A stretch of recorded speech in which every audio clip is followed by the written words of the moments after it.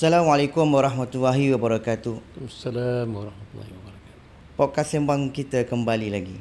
Bersama saya Najib Zain. Podcast Sembang kita ini diluaskan oleh Ruang Kecil Studio dan dibawakan khas oleh Akademi Progresif. Kita membicarakan tentang kehidupan para tetamu kita dan juga apa pandangan mereka tentang masa depan negara. Untuk episod kali ini kita bertuah kerana tetamu kita hari ini bukan sebarang tetamu lah. Saya memperkenalkan Kapten Muhammad. Assalamualaikum Kapten. Waalaikumsalam warahmatullahi. Apa khabar ini? Baik. Alhamdulillah, amin, baik sihat.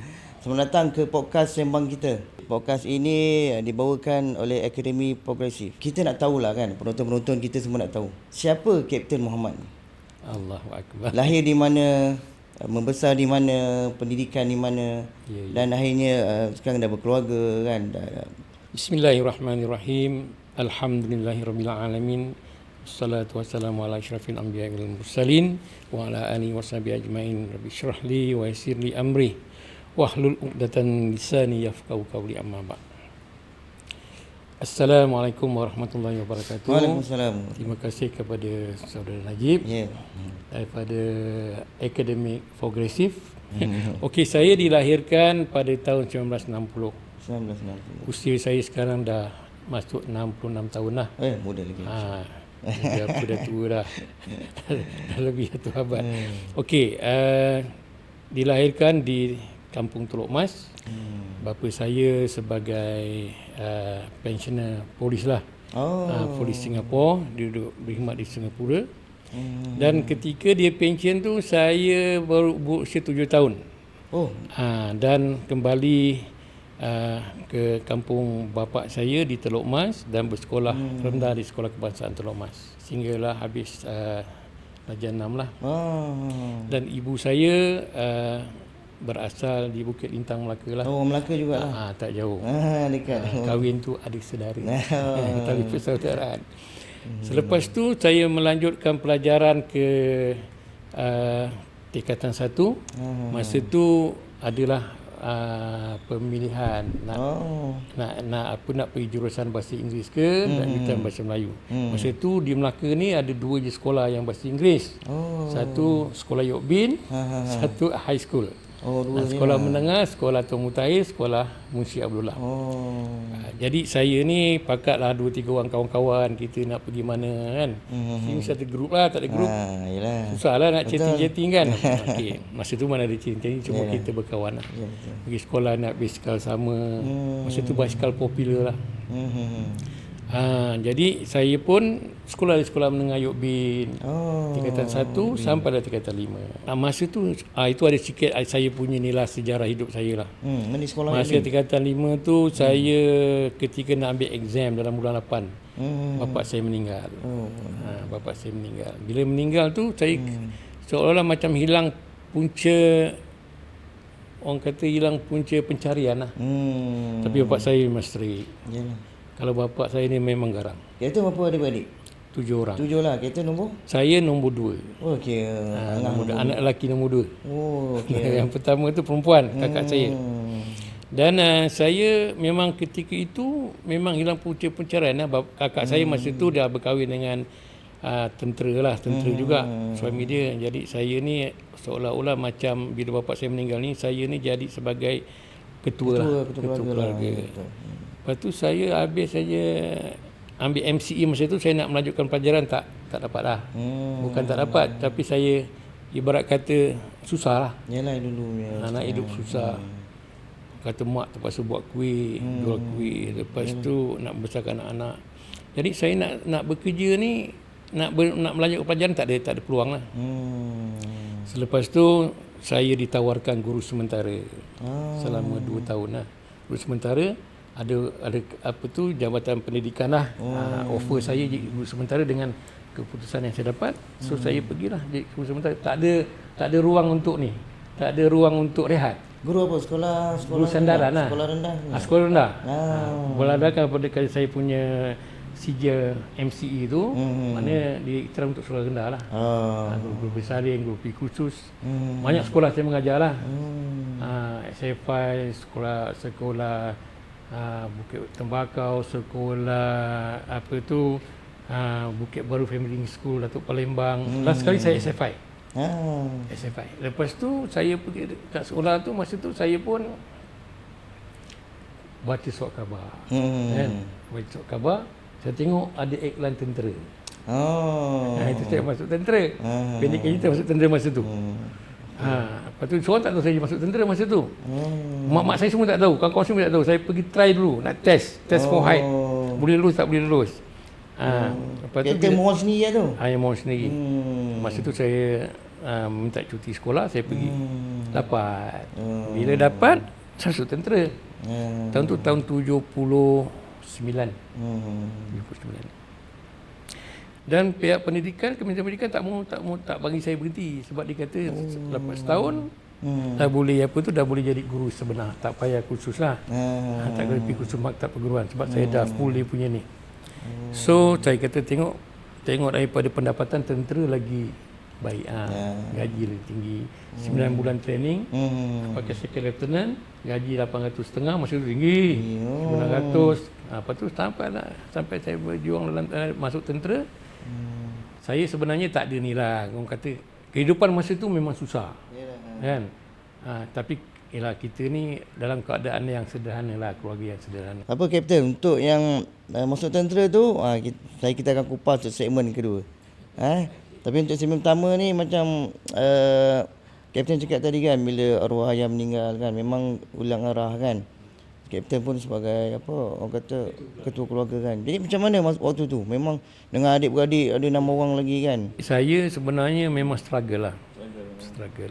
Tapi bila saya, maknanya bila form 5 tu habis, sebelum result tu dapat, saya dah kerja kilang.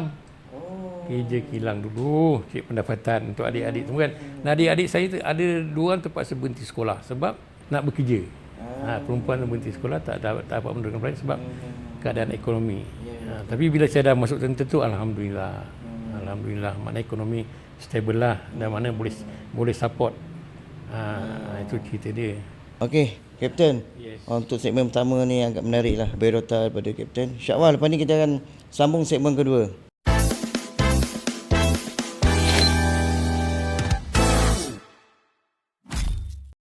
Okey, kembali lagi kita di podcast Sembang kita. Dan kita masih lagi bersama dengan Kapten Muhammad. Okey Kapten, tadi menarik tadi bila Kapten dah buka cerita pasal kita masuk tentera tu kan. Tahun berapa tu Kapten? Okey, saya masuk tentera tahun 81. 81. Itu masa masuk tu apa jawatan utama untuk tentera tu? Okey, masa tu jawatan kita mula training di Sebatang Kara, pegawai muda lah. Intake 41. Di sana training selama 9 bulan lah. Selepas tu dia tentera ni dia ada choice lah. Dalam masa lepas commission tu nak pilih unit mana. Unit mana. Boleh pilih sendiri lah. Boleh pilih. So saya pilih lah. Tapi tak semestinya dapat pemilihan tu apa yang kita pilih dapat. Dia bagi saya kepada unit AMO lah. AMO? Unit apa tu? Cavalry. Kereta perisai. Kereta perisai. Kereta perisai. Maksudnya mengendalikan kereta perisai itulah. Yes. Dia pengalaman ni kita ni dalam sebagai pegawai lah. Mula-mula kita pergi ada latihan pegawai muda. Di Kota Belud 6 bulan. Lepas tu balik unit balik. Lepas tu dia pergi kursus kemahiran bahagian kenderaan. Kena berpisai, senjata, driving, semboyan, signal, semualah. Sehingga kita lulus. Dan pada masa saya dalam AMO tu, masa tu unit Cavalry Diraja. Cavalry, masa tu nama Cavalry. Sebelum tu peninjau. Kemudian lepas tu tukar pada Cavalry. Dan masa tu masih dalam komis sebelum settle down. Tahun 81, 82 memang komunis tengah berasak lagi lah. Tengah aktif lah tu. Aktif. Dekat Kero, dekat Gubeh. Masa tu tugas saya untuk escort lah. Escort. Masa tu dekat Kero berdentan-dentum lah. Pernah jumpa komunis? Saya masa tu oleh kerana saya unit kereta perisai memang tak pernah jumpa lah. Yang jumpa askar Melayu dengan komando je lah. Masa tu itu pengalaman sikit tentang unit cavalry. Lepas tu saya ni aktif dalam sukan. Sukan apa tu? Dalam sukan bola sepak, mewakili unit dan sebagainya. Dan 1990 Jadi unit yang sama tapi masa itu dah berpindah ke Sungai Petani. Oh, lagi jauh. Lepas tu saya pun memohon untuk training komando. Komando ni dia bukan kita diarahkan. Volunteer. Volunteer. Siapa nak pergi komando boleh volunteer. Saya punya CEO marah saya lah. Kenapa kau nak pergi komando? Kau dah gila nak pergi komando. Kalau nak pergi kedua unit baik-baik kau pergi komando buat apa? Tapi saya nak test for height as a armor officer can make it. Pergi lulus. Dia orang terpanjat saya lulus. Kan? So lulus balik unit orang respect lah. Yalah, betul. Pakai Greenberry. Dan dia komando ni bukan kaleng-kaleng kan. CEO salute. Wah, the only armor officer can make it. Semua respect lah. Lepas tu bila kata unit nak pindah ke Sarawak, saya kata saya tak nak pergi Sarawak. Oh, jauh sangat. Lebih baik saya masuk komando terus. Balik Melaka. Kan? Balik kampung saya, berkhidmat di Melaka sebagai anggota komando yang betul-betul lah. Ini kita ada dalam unit AMO tapi kita ada Greenberry, tak berkhidmat dalam komando. Pergi betul unit komando, dia orang terima saya dengan ni lah. Dengan sukarela lah. Kat Melaka kat mana tu? Kat Sungai Udang. Oh, Sungai Udang lah unit komando. Sebab kat sana mula-mula kita apa tu ialah baru masuk komando. Yalah. Tapi Greenberry dah lulus. Airborne dah ada. Semua dah ada. Lepas tu jumpa CEO menghadap CEO. Lepas tu dia test saya lah. Test fizikal apa semua, boleh ke dini jadi anggota komando. Kan? So test lah. Pertandingan menempuh halangan, pertandingan dayang lasak, organize Sultan Johor masa tu Sultan Iskandar punya occasion. Big do. Kita ni mana lah tahu nak buat benda macam kita baru kan, tak kenal apa. Kawan-kawan kita ramai kan. Dia kata apa man, kau pergilah jumpa encik tu yang dah biasa buat, kau panggil mesyuarat kejap aja. Beres. Lepas tu saya pun 4 bulan. Saya sebenarnya dalam AMO tu sebenarnya patut dah pakai kapten. Tapi kerana dah pegawai ramai, tak ada appointment yang boleh diselitkan, semua pakai kapten. Saya pergi je komando. Dah overdue 4 bulan pakai kapten. Okay. Lepas tu saya pun duduk dalam unit komando, masuk itu terlibat operasi. Untuk latihan komando supaya yang biasa macam saya biasa dengar kan. Dia memang berbeza kan. Berbeza, dia lebih tough lah kan. Apa yang paling kapten rasa susahnya dan paling tough lah. Komando ni saya pergi masa training tu nak ambil basic 80 orang. Oh, boleh tahan. Tapi yang lulus 30. Letak sampai separuh. Memang teruk ah.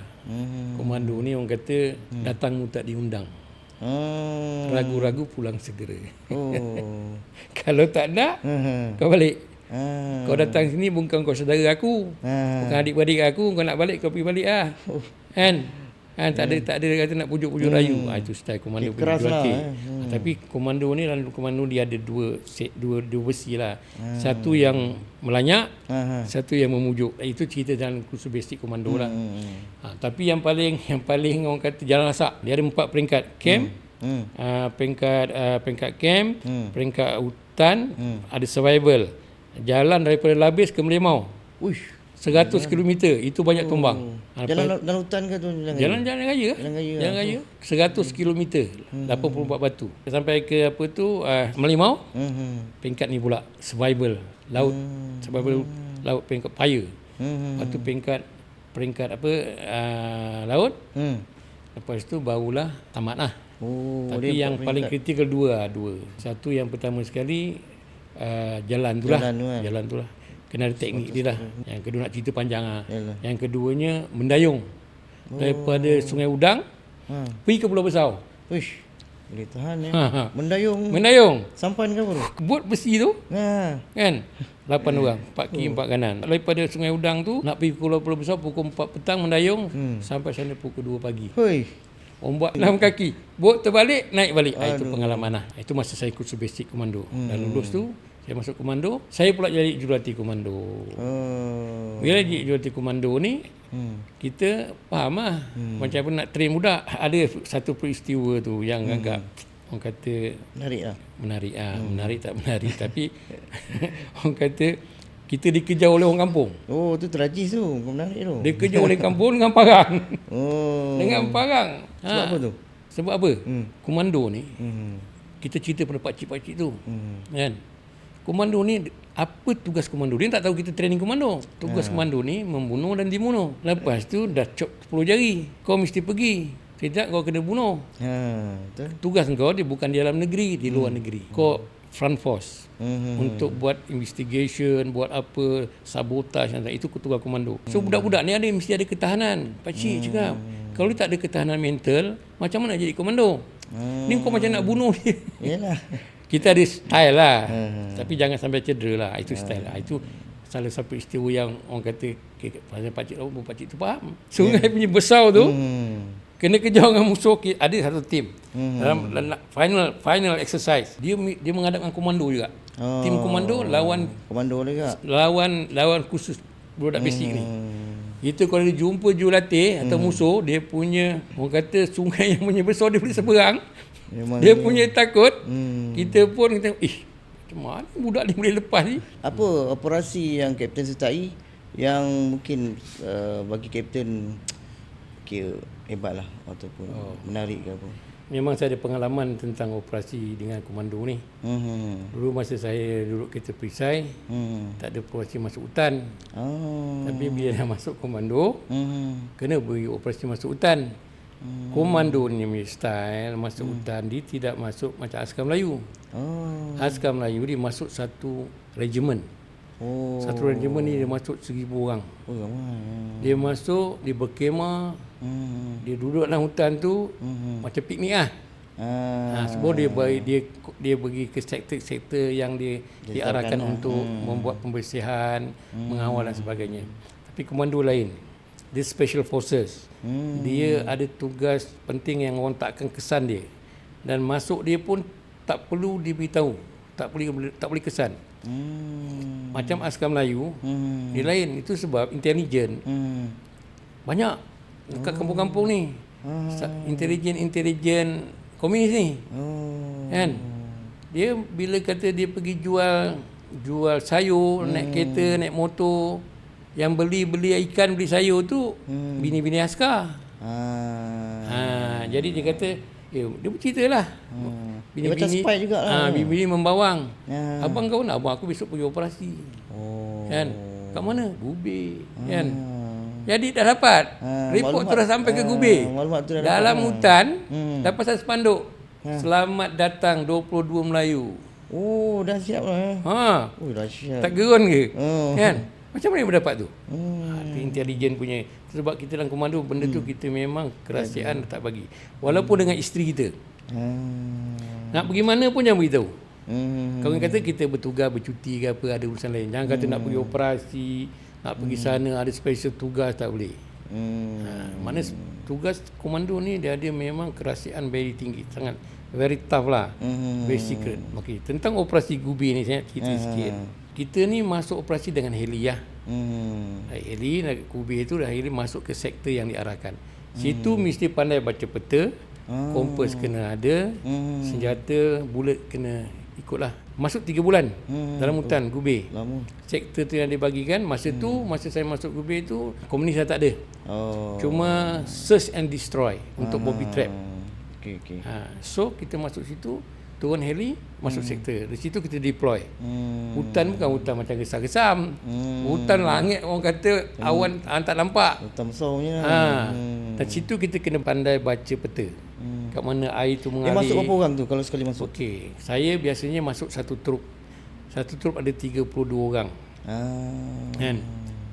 Sekarang ni kadang makna kita komander ada yang 7, yang 5. Sebab biasanya kita macam RKK group. 5.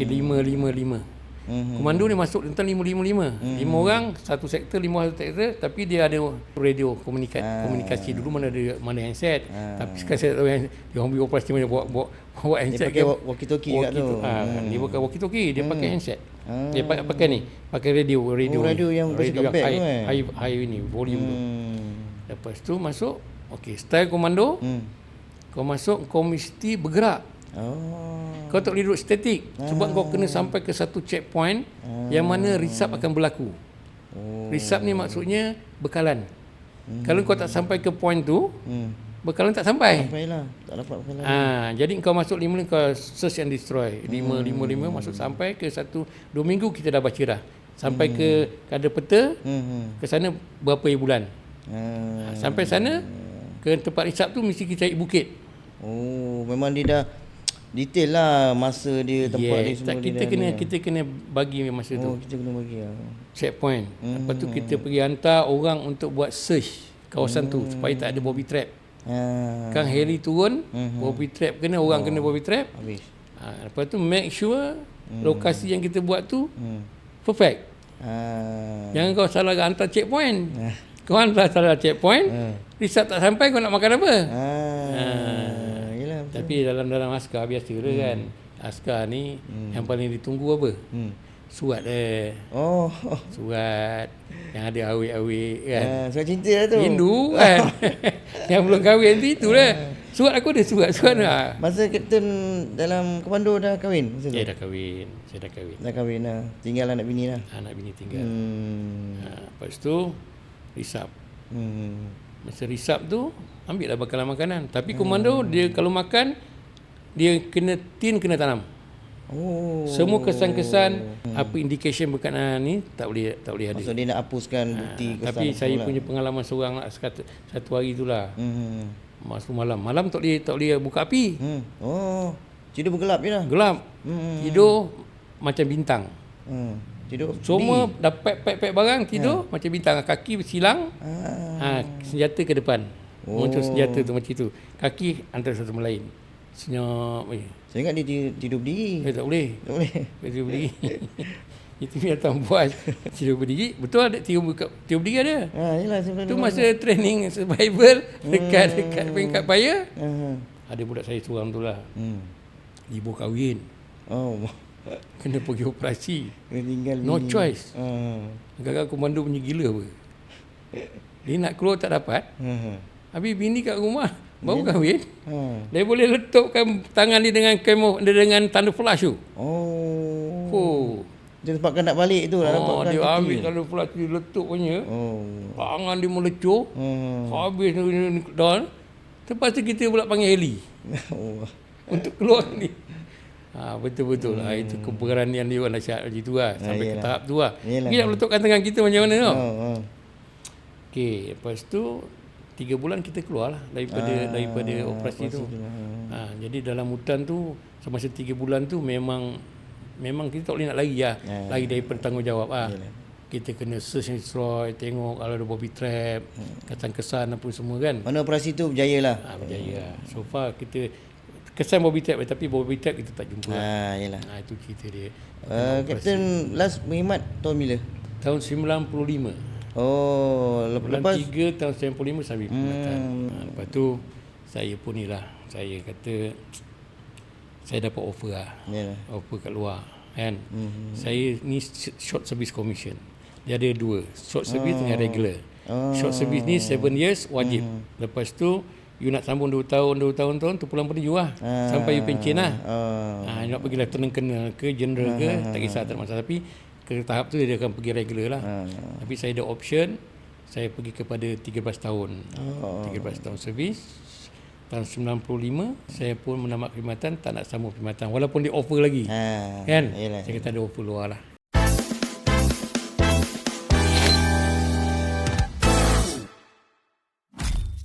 Untuk akhirnya lah Kapten, dengan cerita-cerita Kapten tadi kan, saya pun rasa excited dah. Tapi saya pun tak kesempatan lah nak masuk ni kan, komando kan. Apa pesanan lah Kapten pada orang muda dan generasi masa kini lah? Tentang soalan yang dia ajukan ni, saya ni anak muda ni dia banyak besi. Okay. Anak muda ni kita tengok satu pertamanya dia ikut family lah. Kemana family tu arah? Mana acuan daripada family lah. Acuan daripada family. Kalau family itu keagamaan, dia akan pergi kepada keagamaan. Dia ajar agama, mengaji Quran, pergi belajar agama, pergi Mesir. Acuan dia kat situ. Kalau family ni doktor, kan, ataupun lawyer, ataupun tengok berbagai-bagai besi lah. Maknanya pemuda ni dilahirkan. Itu yang pertama. Yang kedua, acuan yang pemuda ni bila kadang-kadang tak sama juga family. Dia bila dia masuk ke pusat pengajian tinggi, kawan-kawan lah dia ikut. Ikut kawan-kawan. Kat mana dia duduk? Kalau dia kawan dengan orang isap okok lah. Kalau dia berkawan dengan orang baik lah. Kalau dia berkawan dengan orang dangdut, pergi dangdut lah. Kan? Pergi clubbing lah. Sebut dengan tentera. Kan? Dalam tentera, bila kata kau masuk tentera, bukan main alim kau kat kampung. Tapi bila kita tahu cerita, kau dah lain. Dah pergi clubbing. Contoh begitu. So anak muda ni versi dia banyak. Kita tak boleh kata nak memahamkan dia macam-macam lah. Cuma pada saya lah, kita menasihatkan anak muda ni.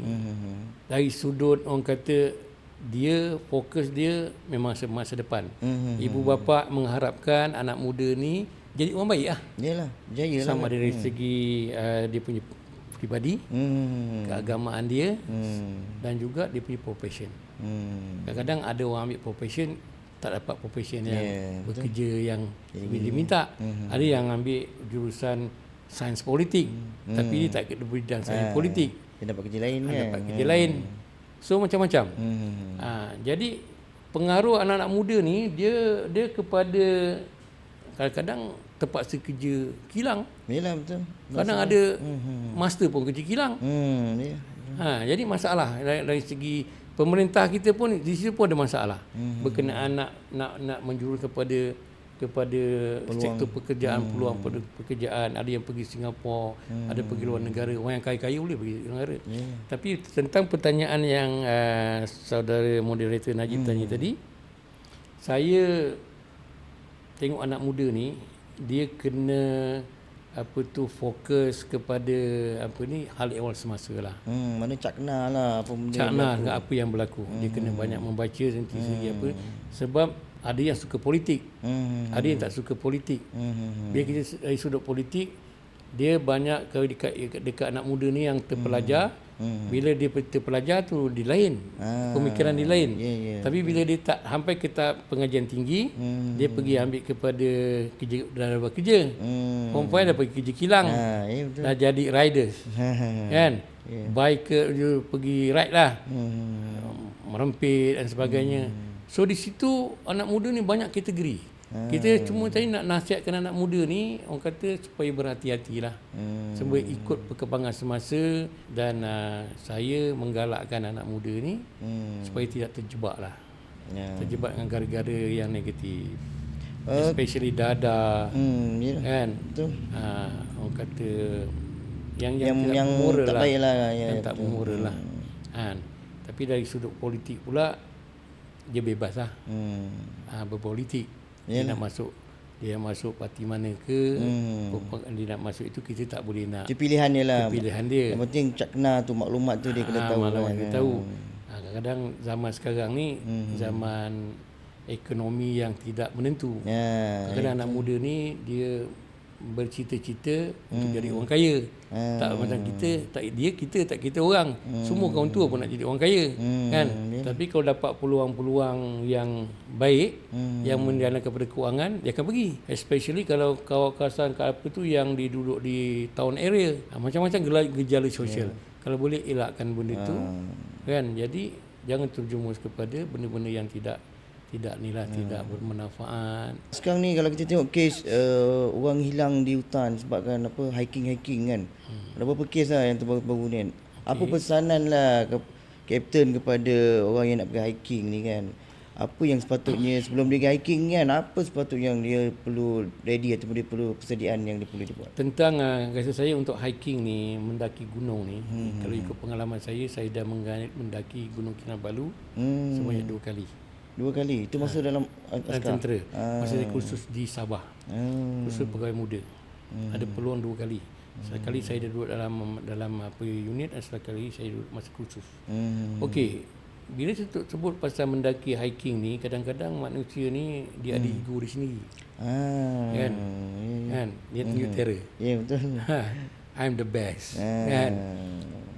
Dia antara kawan-kawan tu ada challenge. Sedangkan dia dah tahu kat bawah tu apa yang boleh buat, apa tak boleh buat. Dia kena ikut track. Track dah disediakan. Dan kau mesti capai kat sini, kata macam contoh hiking Gunung Kinabalu. Kau mesti sampai kat sini ikutlah kau punya apa tu kebolehan atau kau punya fitness kau. Tak payahlah kau nak pergi mengada-ngada, nak tunjuk kuat, tiba-tiba kau pancit ke atas. Satu hal itu satu. Jadi bab yang lain tu yang bawah organizer yang dah cakap lah. Kau mesti kesihatan yang baik, laporan doktor, semua dah kena ada. Maksudnya persediaan tu dia kena ada. Baru kau tiada penyakit. Kan? Tapi kalau kau ada penyakit, kau buat tak sakit, masalah lah. Tapi itu dari segi kewarasan untuk mendaki. Tapi orang yang mendaki ni orang yang minat je. Tak semua yang suka mendaki. Kan? Anak-anak muda suka mendaki. Kemudian follow track yang diarahkan. Janganlah orang kata kau pergi pandai-pandai ikut track lain. Kan? Tak tahulah kalau ada orang bunian sudah panggil dia ke, tak tahulah. Kan? Kalau kau pergi track lain, memanglah susah lah. Jangan susah berat lah. Apa tu kau tak dibekalkan dengan peralatan keselamatan. Kan? Sepatutnya orang yang mendaki ni selain daripada orang kata alat-alat keselamatan yang perlu dia ada pada saya lah, kalau saya dalam tentera dia bagi satu apa tu thunder flash, apa tu paraply. Untuk macam keselamatan. Kalau ada tu tembak paraply kita ada kat mana. Asap api ataupun whistle. Whistle wajib. Okey, betul whistle. Kalau ada bunyilah whistle. Kau nak tiap mungkin kau tak boleh dengar. Kan? Agak nak jerit kan. Whistle tu kena ada. Mana boleh dengar ni sound kan benda tu. So itu yang pertama. Yang keduanya berkenaan itulah kena follow arahan, ikut arahan. Itu je yang menyebabkan dia hilang punca dan hilang daripada radar nak mencari dia. Kan? Tapi kadang-kadang yang hilang tu bukan sebabkan dia apa ni, dia apa ni disobey the rules. Tapi kemungkinan dia tergelincir. Kita pun tak tahu. Dia kadang katakan dia naik ke step by step, dia tergelincir. Dan dia tergelincir orang tak nampak dia. Orang tak nampak dia lah, tiba dia jatuh kan. Dia jatuh, dia hilang. Hilang. Kan, lepas dia hilang, dia dalam keadaan tu memanglah kena mungkin. Dan satu lagi dalam hiking ni lah. Kalau ikutkan jurulatih dalam askar pun, kau mesti ada body system. Ada pasangan lah. Yes. Kau bergerak mesti berdua. Kau tak boleh lari daripada berdua. Mesti ada kawan. Body kau tu kau kena jaga. Dia sakit, kau kena lawat. Dia tak boleh, kau kena pikul dia, bantu dia. Mesti ada body system. Tu nama dalam askar body system. Body system lah. Supaya dalam, bukan kata dalam askar khusus dia, dalam kem tentera pun. Kau nak keluar, kau tak boleh keluar bersendiri. Kau mesti keluar, kalau orang bujang mesti keluar berdua. Itu kalau kawan kau tak ada, hilang, kau kena jawab. Tu sebab katil ada dua capoi. Satu bawah, satu ni. Dia tak bersendiri. Itu dia punya badi. Kau kena jawab macam anak-anak kau, macam adik-beradik kau. Itu dia punya salah satu kebaikan lah. Dia tak boleh bergerak sendiri. Okey, Kapten, terima kasih atas perkongsian dan pengalaman Kapten ni. Kalau kita lihat daripada tadi atau kita dengar daripada apa yang Kapten ceritakan daripada awal ni, itulah pengalaman kehidupan seorang askar kan. Memang penuh liku kan. Kalau kita lah macam saya pun tak sanggup kan. Lagi-lagi sekarang, zaman sekarang kan. Tapi zaman sekarang bertuah lah. Kalau dulu komunis dan sebagainya kan, sekarang ni dah lebih bertuah sikit lah kan. Okey, untuk saya daripada podcast Sembang kita mengucapkan terima kasih kepada Kapten Muhammad yang sudi hadir ke podcast kami ini. Mudahan tak serik lah datang ke podcast kami ni. InsyaAllah. Kalau dijemput akan datang kan. Sudi-sudilah untuk bersama.